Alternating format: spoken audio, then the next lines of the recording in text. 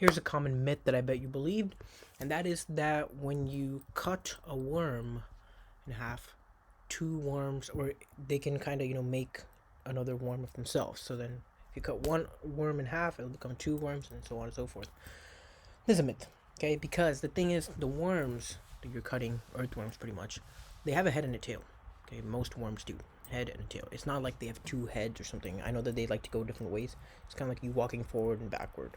Okay, same thing with worms too. So when they do go, right, they have a head and they have a tail. So when you cut it, the head part can grow an entire tail and kind of grow the entire body. But the tail part can't grow anything else out of it. It's kind of like a waste, right? It's kind of like if someone were to chop you in half, your legs would not be able to grow a torso and a head. But then, like, let's just pretend like your head and your torso would be able to grow legs, kind of like that.